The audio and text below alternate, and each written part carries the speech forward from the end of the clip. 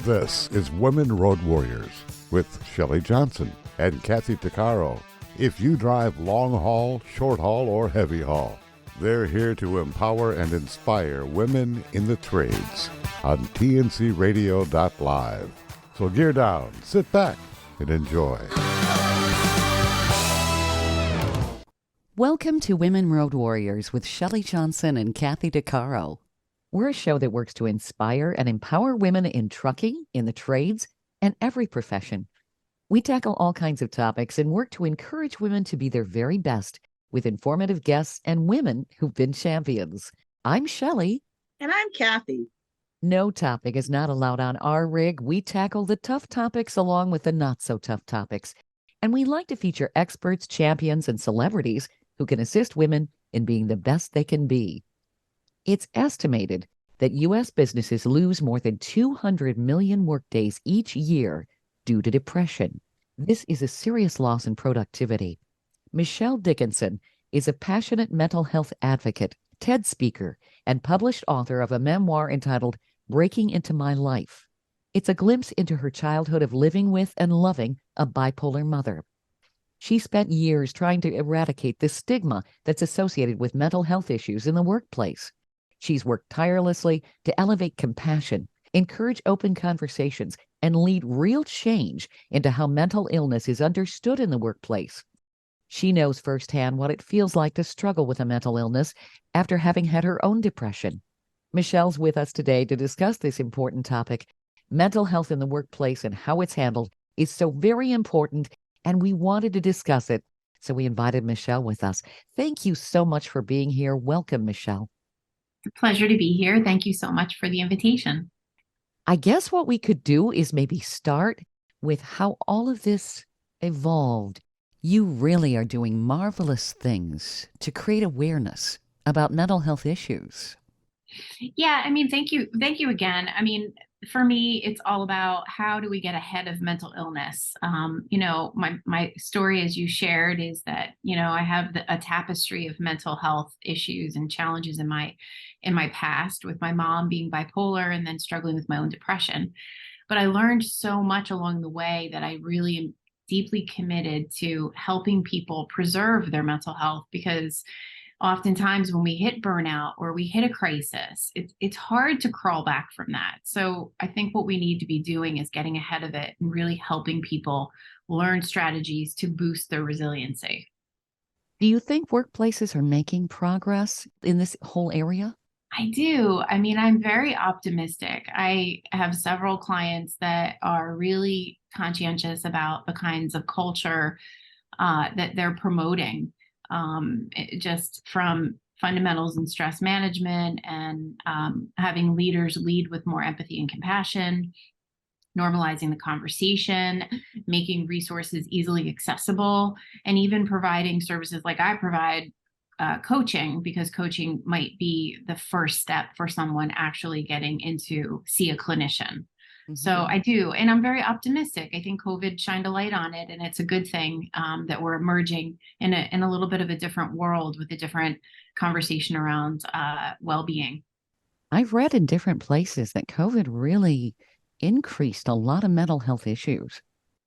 Oh, absolutely. It's not normal for us to be quarantined in our homes, separated from other people. There's a lot of impacts. The magnitude of loss, whether it was loss of life, loss of routine, loss of financial stability. A lot of people for the first time had experienced some type of difference in how they were feeling because of COVID. So it's forcing people to talk about it, and more athletes are talking about it. That's good. It creates a safe space for us to feel like we're human. So yeah. Yes, I know that in my own workplace, there's about 7,000 people in the whole site, the mine that I work at for Imperial and ExxonMobil. And pre-COVID, mental health, wasn't really discussed, or it was a little bit, nothing, to call home about. But it's since COVID, it's the forefront of the company's, I guess, the whole company's what would you call it? I guess it's just at the forefront of what we do.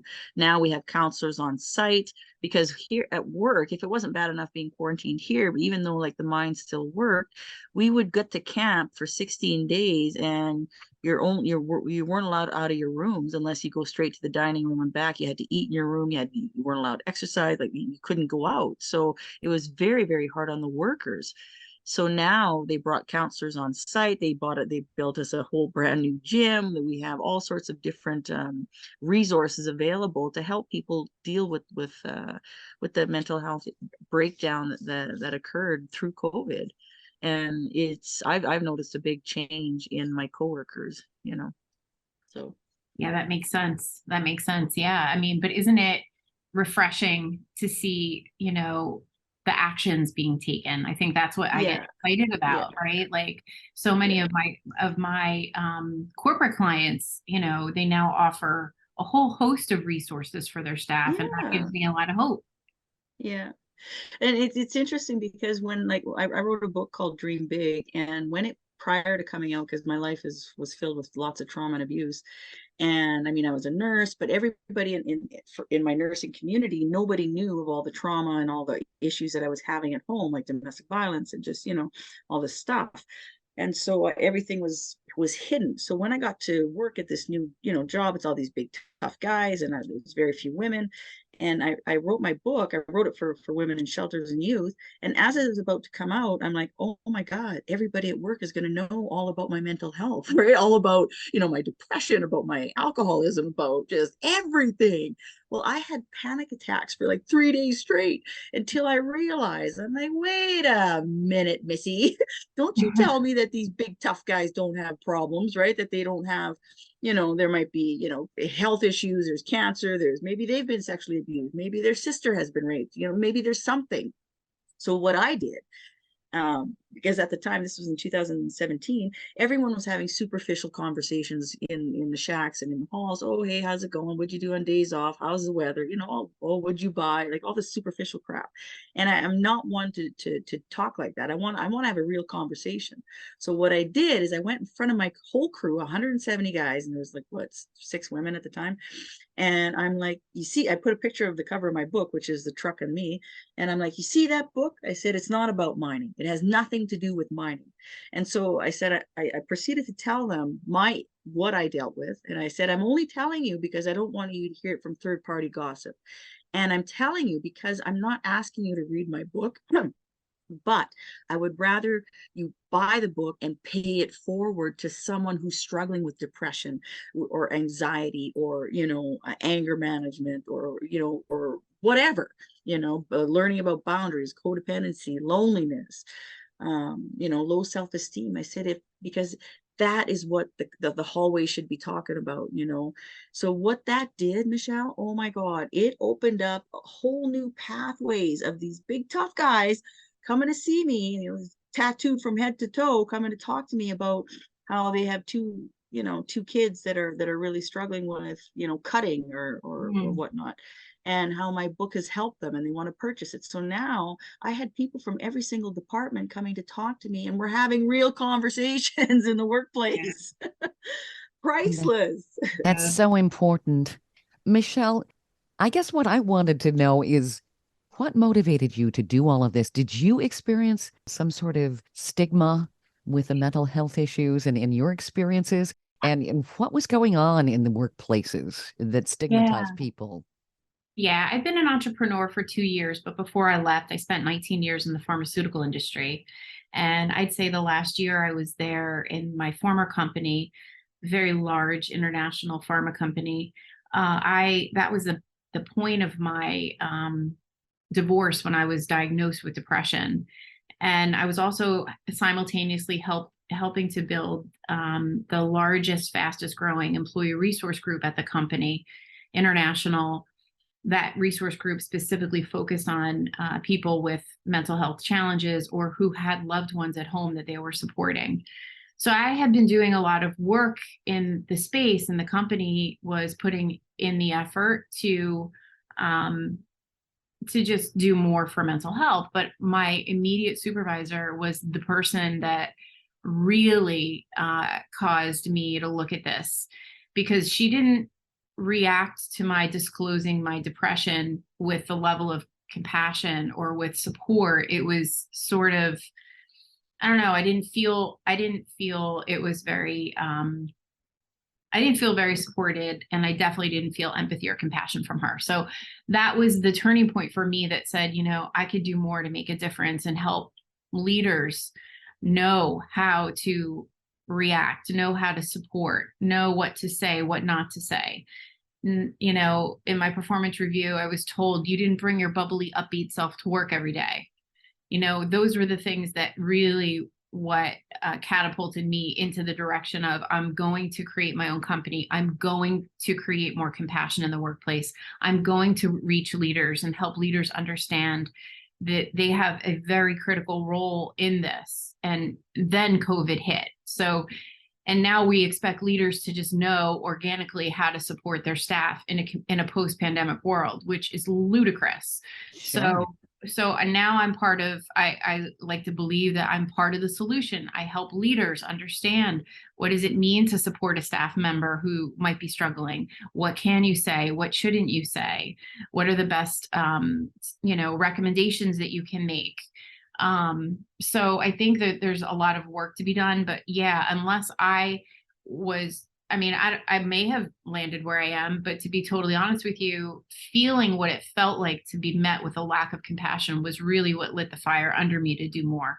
Bravo to that, because that's exactly what was needed. And you were ahead of everything and really ready to hit the ground running after the pandemic to help managers know how to deal with this.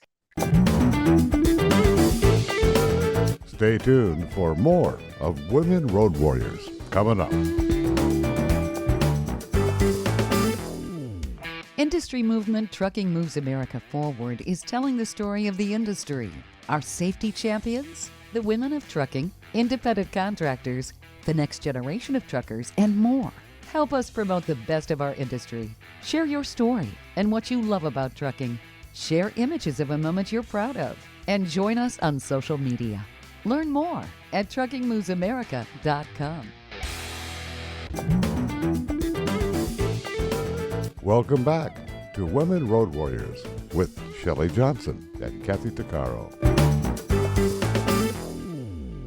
I find it interesting, after all the decades where people would go to counselors and so forth. I know it was stigmatized to go to a psychologist or a counselor back in the 50s and 60s, but you would think that companies would have been more proactive in understanding when there are mental health issues.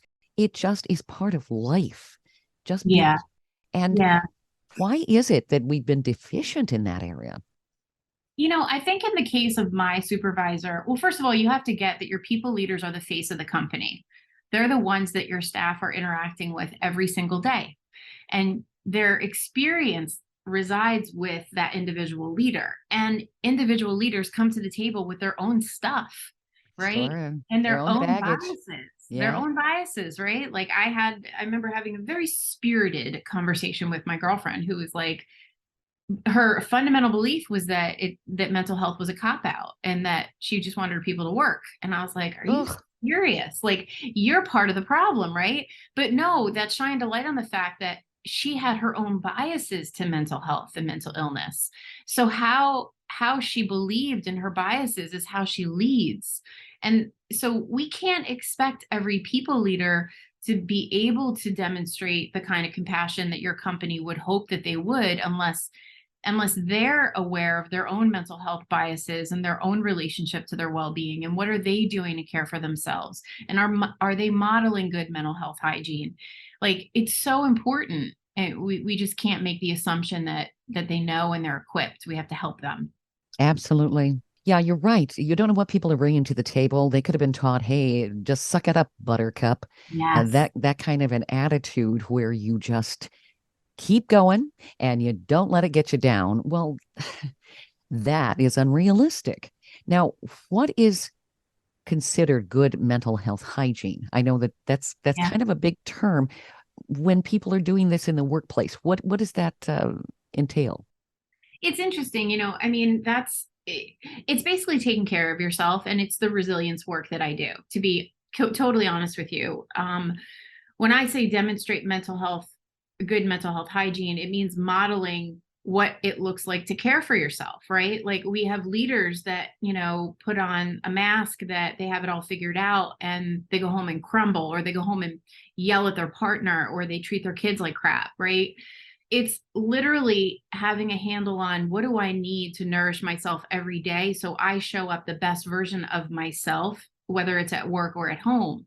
So if you as a leader are practicing these things, you're taking care of yourself, you're getting the exercise you need, you're eating well, you're getting enough sleep, you're not, you have these boundaries between home life and work life.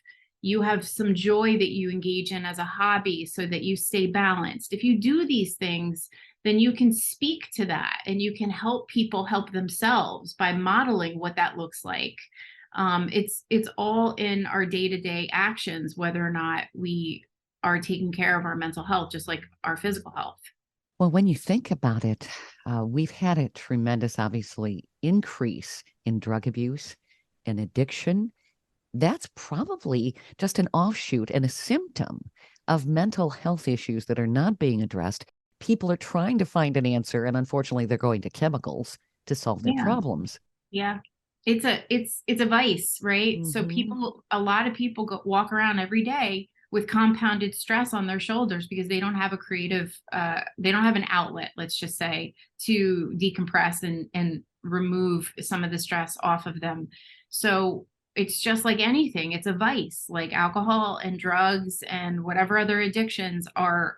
It's escapism, right? So if you don't adopt the healthy habits, the healthy vices in your life, like exercise and hobby, connection with friends, stuff like that, then you're going to gravitate to another place where you can get relief, and relief shows up in addiction. Yep, I can attest to that. I'll have me first. I'll have 11 years sober. And I had to relearn how to live and relearn how to manage my emotions and everything that was all around, and have a positive outlet rather than go straight to the bottle, right? It took a lot of time and a lot of effort. And you know what? Even I find after so many years of sobriety, I still, when I get overwhelmed, that there's a little part of me that still says, "Oh, Kath, you could have a drink right now." I'm like, no, you can't. You just stop thinking like that right now, Missy. Yeah. Yeah. So, Michelle, you said that workplaces have made progress, which is excellent. Yes. Where can they improve? I mean, obviously, it's baby steps, and the pandemic really, maybe if there was anything good that came out of the pandemic, this brought mental health to the fore so that it can be addressed and people's needs can be met. Yeah. I mean, just basic humanity. You want to help people. It's a benefit to the companies, obviously, because they get better productivity. So there's a motivation there. But ideally, from the human aspect, people, when they feel appreciated, when they know that they have a supportive environment, it's just better all the way around. Yeah. Yeah, I feel like a lot of people still feel like they're all alone in what they have on their plate. And it's very interesting. I coach now roughly 50 people. It's a lot, but I hear so many common themes, and that is, many people feel like they're all alone. They feel like their situation is unique to them.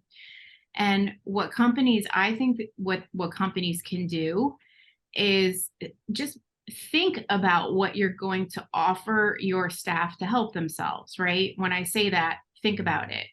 It's definitely more than an 800 number, look away, go call the employee assistance line and get your support, because people just won't want to do that. And they also don't feel like it's confidential. So they probably will look the other way. It's more than a yoga class or a breathwork class or a mindfulness class. Like, having people sit through that is a great idea to expose them to concepts and ideas. But, I think that people need more. Now, it doesn't have to be me, but it could be another coach. I think coaching is a brilliant way to reach people where they are, because it's intimidating to get clinical care immediately, because that flags to you, I'm broken. A Right. coach is someone who's going to help you along. And, you know, one of the things that I think works about coaching in general is that you really understand what people are dealing with and you work with them to create a plan. And then they build a little bit of momentum and they remember what it's like to feel good and they keep going. And then you realize sustained change. So if you really want to help your people, you got to help them help themselves because they just don't know. Most employees are so dedicated and that they sacrifice themselves for their job and they've forgotten what does it mean to take care of myself. Yeah. It's almost like we need to retrain people in some of the basic ways of caring for themselves. When you think about it, the past 15 years, we're so connected now with our phones. People are working at times, even at home, that they would never have been working. So, I mean, they're always on. That's got to aggravate a situation too. Oh, absolutely. I mean, one of the biggest challenges I'm always talking to people about are having boundaries. And I mean, it's also mental boundaries because even though some people might not be working when they're home, their minds are still on work. Yep. So it's really having those boundaries so you can disconnect fully and give yourself a chance to refresh and recharge. I use the analogy of like an Olympic athlete. An Olympic athlete doesn't run a race and turn around 5 minutes later and run another race. No, they take the time to decompress, to step away, to refresh themselves, because the next time they come back to the race, they're going to be even stronger. So, and more, equipped to be able to run the race. So we have to really remind people of the importance of those boundaries and then having those outlets to decompress. Like women, oh my gosh, I could say this over and over, and I think women need to hear this. There is no amount of one spa day that's going to undo 6 months of compounded stress. So stop with the birthday massage, stop with the once a year I'm going to go to the spa and think that that's going to resolve it. Like we have got to be taking care of ourselves every single day. Yeah. And like it starts with our mindset. I'll give you an example. Like at work, I just did 21 days, incredibly grueling, incredibly tough, learning this dozer and stuff. And it would have been easy for me to go straight to bed after work and just say, that's it, I've done enough. But I know that in order to continue doing all that I do, I need to physically take care of my body, but also my mind. And so in our new gym, we have personal trainers that have, all these suspension training classes. We got strength training, HIIT and core. We have boxing. So I make a point of after work, after my 13-hour shift in the mine, that's so brutal, I make a point of keeping my commitment. I sign up to a class. It's only like half hour, 45 minutes. And I attend that class because not only does it help me physically relieve the stress from the day, but it helps my brain. It helps me decompress and appreciate me for who I am and the fact that I'm actually embracing my own physical health, and it helps me leaps and bounds. But it'd be easy to not go and make 10,000 excuses of why I shouldn't go, but I don't. And it makes all the difference in the world. And in everything that you've been saying, I mean, even with mental health in the workplace and the employers, helping, trying to change the way their approach to their employees, it really does boil down to the employee reaching out and taking the hand that the employer is offering, right? Because the employer can only do so much. It has to be up to each and every one of us to recognize, okay, it's okay to not be okay, number one, but number two, that maybe I can use a lending hand. Maybe it's time that I do take care of myself. And most people wait till it's almost too late, so just if you can recognize the early signs of mental fatigue, I think that's the starting point. What are some of the early signs of mental fatigue? Yeah, I mean, honestly, I think it's all rooted in stress, right? Like, and it's awareness of your body, right? So many people are on the hamster wheel. It's awareness of how is stress showing up? Are you short with the people you love? Are you unable to sleep because you're laying in bed ruminating every night? The stress is getting to you and compromising your sleep. And And is it manifesting in the physical body? Are you having chronic headaches? You know, are you always sick? I think that if you're not who you know you can be, your best version of you, that there's an opportunity to look in the mirror and say, what is it that I can do to get myself back to set point before, you know, I start sliding down the slippery slope toward burnout. But it all is rooted in self-awareness. Like, Sure. what am I getting? What I need? What I know I need? Do you think And I think employees? it's harder Oh, in the workplace because people don't want to admit in front of their yep, coworkers that they're having issues, right? They try and keep that white picket fence yep. image I was all going to mention around, that, and they don't, Kathy. Yep. right? I was going to mention that. Yeah, Yeah. right. They don't want to mention it to anybody. So, like, going back to my example, by my taking the lead and going in front of my entire crew and saying, hey, you know, I struggled with depression. I had this, and this happened to me, and this is what I've done, and this is the steps that I took, and here I am today. And it just enabled people, it empowered people to actually, you know what, well, she was courageous enough to talk about it, then I'll talk about it. So Yeah. it just opened up a door. So Yep. if people can find um, the inner strength, I guess, and just talk about their own issues, it really does make a difference in the workplace. And we don't realize the ripple effect that it can create, you know. Yeah. You're absolutely right. Going first can make a huge difference in how other people perceive mental illness. And I would Yeah. even take it a step further and say, listen, you don't have to disclose your own stuff. Just open a narrative about a celebrity who just came out or an athlete who just came out.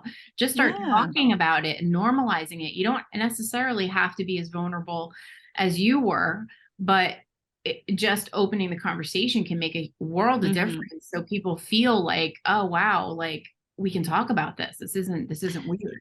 And when it comes to leaders in the workplace, because we go through different foremans every couple of years, you know, they got to transfer different crews. And I've been there for 10 years, and I've seen a variety of different approaches to being a team lead.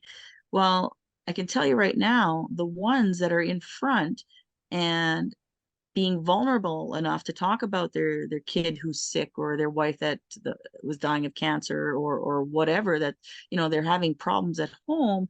Well, that just makes the employees, the listening, saying, oh man, okay, all of a sudden he's human again. He's not just a leader. He's not just a guy with a whip, you know, trying to, like, you know, get to work and do this and this. Oh my God, like, he's got issues at home too. So it changes the dynamics of if the leaders can be vulnerable as well. Sure. Yep, for sure. Stay tuned for more of Women Road Warriors coming up.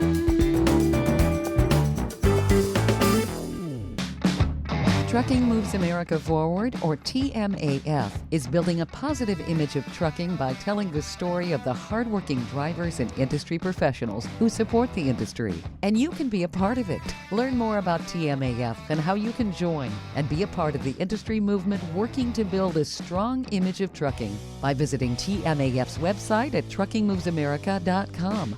You can also follow us on Facebook, Twitter, Instagram, and our latest channel, TikTok. Welcome back to Women Road Warriors with Shelley Johnson and Kathy Tuccaro. I think people are so afraid of being labeled, and they're afraid they'll lose their jobs if they come forward and say, hey, I got a problem. It isn't me. It isn't who I am in terms of what I can do for the company, but I got some issues here. And I think people think they're less than in their own minds.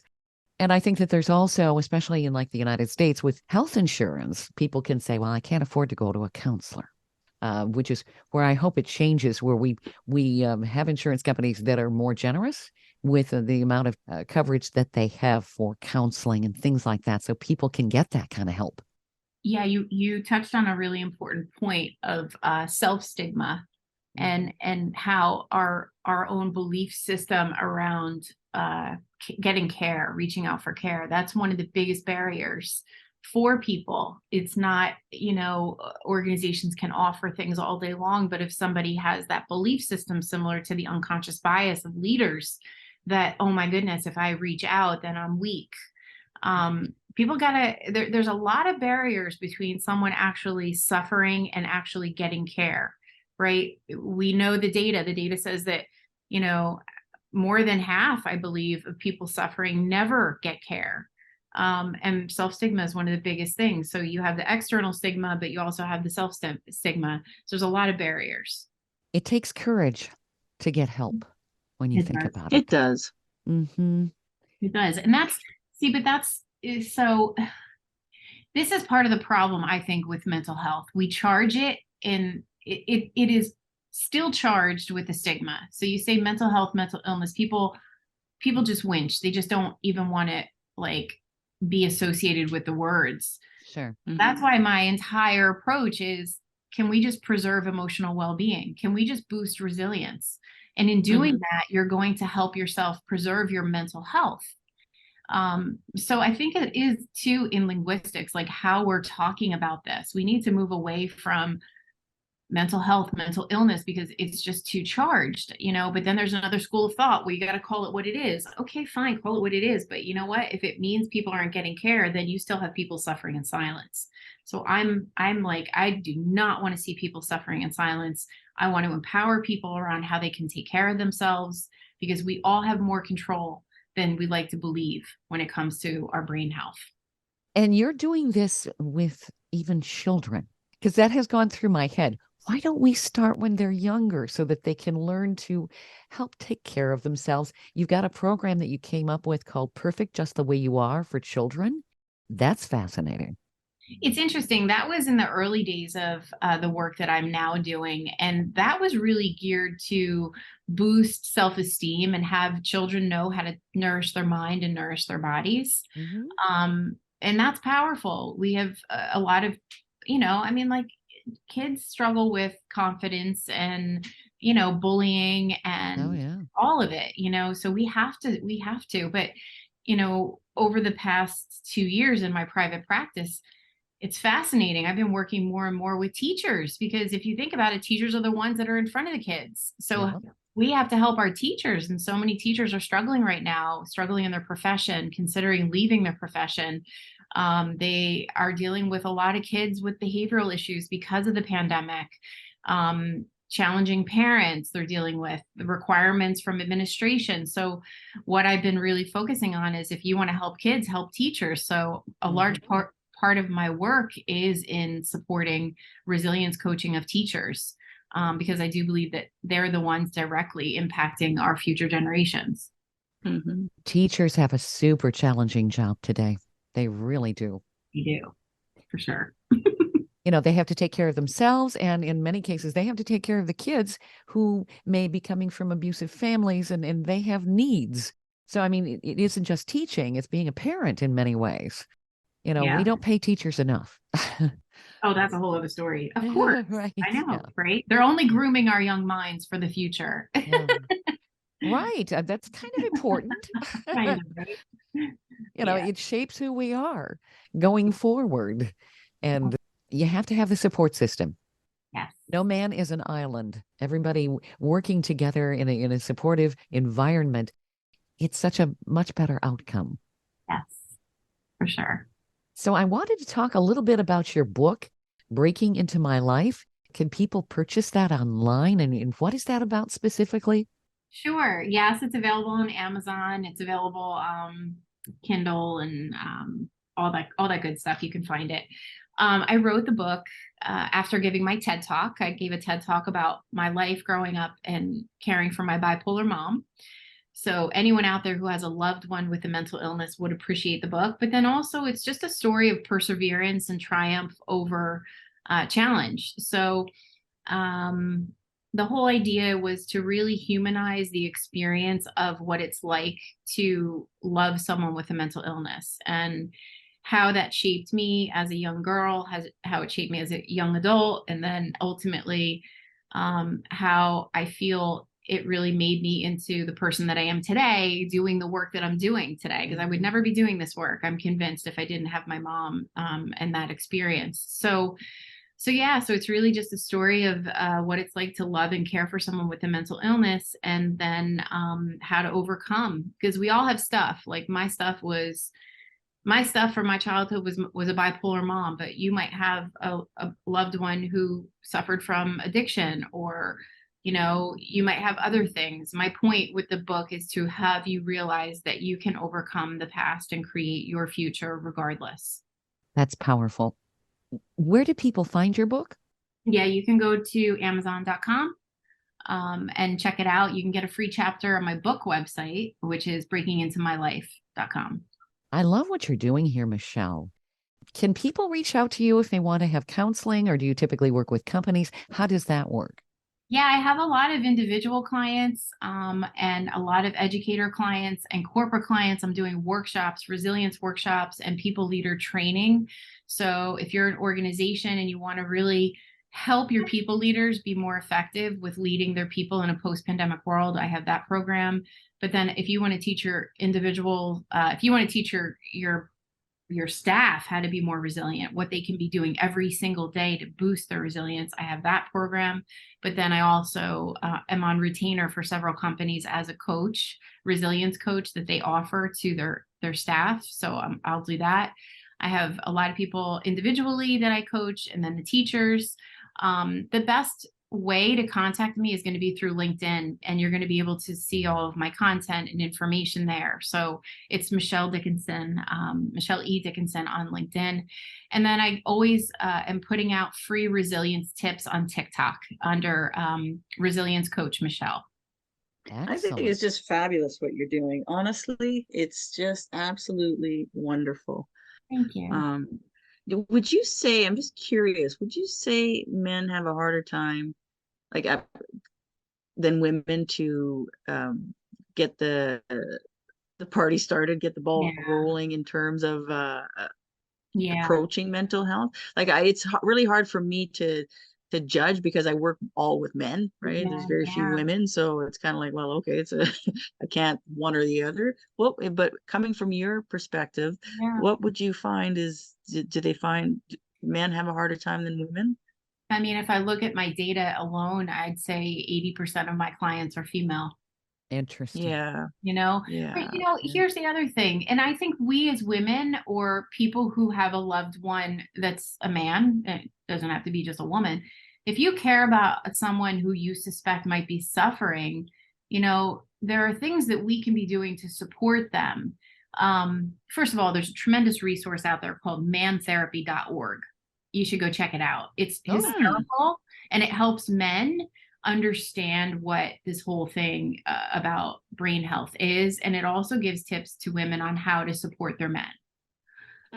That's a tremendous resource. But then as women, we tend to want to fix or Can you say that again? I gotta write that down. Mantherapy.org? Is that what you said? MAN therapy.org.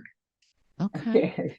Written down. I gotta check it out, because it might be something. Tell my coworkers, hey man, go check this out. For sure. Instead of man cave, go to your man cave. You'll get some man therapy. The videos are hysterical. The videos are absolutely hysterical. I mean, it's a comedian, so it's got to be entertaining, right? So okay, yeah, cool. So that's cool. But then, as women, I think we underestimate the power of encouraging our men to connect, and not necessarily with us. So if you think that your partner or your brother or your father or someone is struggling, the biggest mistake is allowing them to isolate.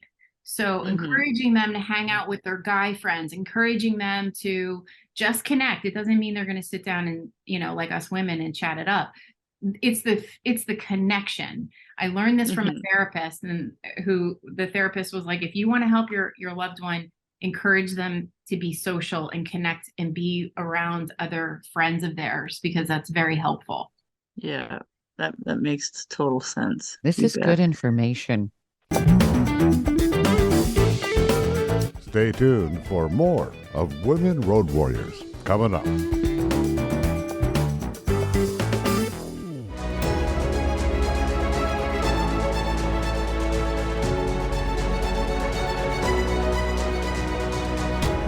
Kathy Tuccaro is nothing short of amazing. She not only drives the world's biggest truck as a heavy equipment operator in northern Alberta, Canada. She's an international motivational speaker and the author of Dream Big, an autobiography about overcoming a lifetime of trauma and abuse that led to dreams of success.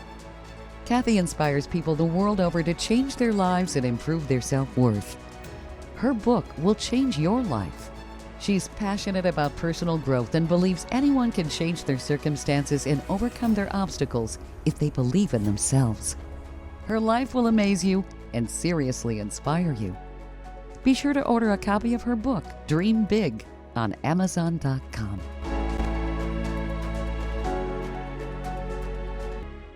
Industry movement Trucking Moves America Forward is telling the story of the industry, our safety champions, the women of trucking, independent contractors, the next generation of truckers, and more. Help us promote the best of our industry. Share your story and what you love about trucking. Share images of a moment you're proud of. And join us on social media. Learn more at truckingmovesamerica.com. Welcome back to Women Road Warriors with Shelley Johnson and Kathy Tuccaro. You are a wealth of information here, Michelle, and I really, like I said, I commend you for what you're doing. You're creating awareness. You're making a change in the workplace. It's about time. I really feel like in many ways, companies were 100 years behind where they should be in terms of how they treated mental health issues. And the fact that we're finally doing something and making progress, making that turn, it's got to help so many more people to have the courage to say, look, I got an issue. Yeah. Because when you think about it, if somebody has an issue going into a job and the job stress is overwhelming, it's just going to make their mental health issue worse. So true. It's so true. It is absolutely the case. So we have to keep beating the drum of normalizing brain health. And I think we keep beating the drum of normalizing brain health and helping people understand that they have more control over their well-being and, mitigating stress. We're going to help people. Yeah, absolutely. I can't even begin to say enough or commend you on doing what you do, because it is so critical and so important. And I really see it just from my own workplace and the difference that our company has finally, since COVID, instilled in. We have little pamphlets now, little pocket ones. Everything's about mental health, and make sure that you call someone and go see the counselor. She's on site, and they really, really push. We have a lot of people on stress leave, right? So that's absenteeism that doesn't. So they're trying to find, how can we help you get better so you can come back to work? Well, there's resources. But let me ask you this, Kathy, like, what about prevention? Like, I feel like what so many companies are doing is kind of catching you when you're at the point or on the brink of disaster. Yeah. But like, what are they doing prevention wise? Because I think that's where the golden opportunity is. Well, that's the whole thing. That's where this whole once COVID hit and they realized there was such a problem. Now that it's kind of binded in together, like, sure, they're saying, okay, well, here are the resources, but they're also talking about, well, to make it, don't let it get that far. So if you do have a problem, here are the resources. And right. They don't want it obviously to get that far, so they try and encourage you to go talk to someone. And we have we get regular emails on our employee assistance program and what they have available to us, because they realize, because especially like where we work it's now mostly fully autonomous trucks, and it's very, very stressful, and it's very difficult.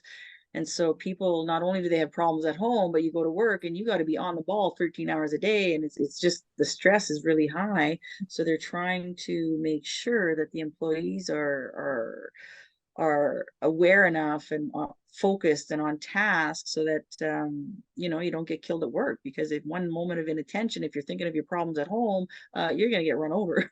Yeah. Right. Yeah. So right. they do quite a bit. in terms of helping. And I'm very lucky to be working for the company. They're amazing. Awesome. Yeah. You're amazing too, Michelle, with what you're doing, creating this awareness, getting people to rethink things, helping people maybe deal with the stress. Because I think when you think about it, we are not taught as children growing Right. up into adults how to handle stress.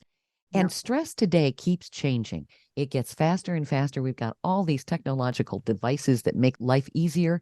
It also makes life a lot more stressful. People are constantly connected. They're looking at stuff on the internet saying, oh, I don't look as pretty as this person. And oh, I need to be doing this. You get the idea. You got to be on 24/7. So, and I don't think humans adapt well to sudden changes like that. Our society's really evolved very quickly in the past 20 years, even. So true. It's so true. And I think, we have to do a better job of just reminding people how do you get ahead of it. I mean, stress is a Mhm. fact of life. I mean, stress is a fact of life. It's Yeah. how equipped and knowledgeable we are to be prepared to deal with that stress. In talking to my teachers that I coach, I say to them, nobody is coming to save you. Nobody's coming around to say, let me take this from your plate so you can go take care of yourself. Like, we have got to be relentless with the self-care so that we Mhm. can show up the best version of ourselves. And it's Yep. okay to say no once in a while, right? Totally. Yeah. Yep. Yeah, no was the best word I ever learned, and Yeah. I had to learn it when I was 40. I'm like, what? You mean I could say no? Yes, you can. Now I say it all the time. Nope, not happening. And it's like Nope. a lot of people say, no is a full sentence. Yep, That's great. Mhm. I'll contest to that. That would be a no, no, no, and no. With an exclamation point. That's right. It's very empowering to say Yes. no Uh-huh. and not give a reason as to why you're saying no. That's right. As I heard somebody say, when you say yes to somebody else, you're saying no to yourself. So maybe sometimes you need to reverse that. That's Very- right. Very true. Thank you, Michelle. This has been super insightful. Where do people reach out to you again, just in case they weren't Yeah. totally listening? Thank you again for having me, and thanks for all your accolades. It really does help me. It reminds me that I'm on track. So thank you. LinkedIn, Michelle E. Dickinson's the best way to contact me. Well, keep up Awesome. the good work. This is so needed. Thank you. I Thank- plan to. Thank you very, very much. It's been fabulous. Thank you guys for having me, for finding me and having me on. It's been a You're pleasure. very welcome. We appreciate it.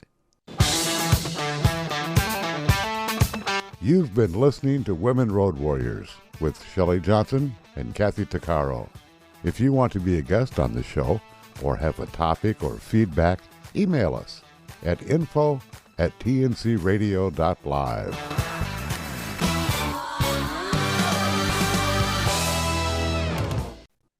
Thank you for listening to another great interview on tncradio.live. And don't forget, be sure to subscribe to our podcast of Women Road Warriors. It's free. All of the material you hear on tncradio.live, on our website, our broadcasts, or our podcasts are copyrighted. There can be no distribution without the express consent of tncradio.live and its partners. For inquiries, write us at info@tncradio.live.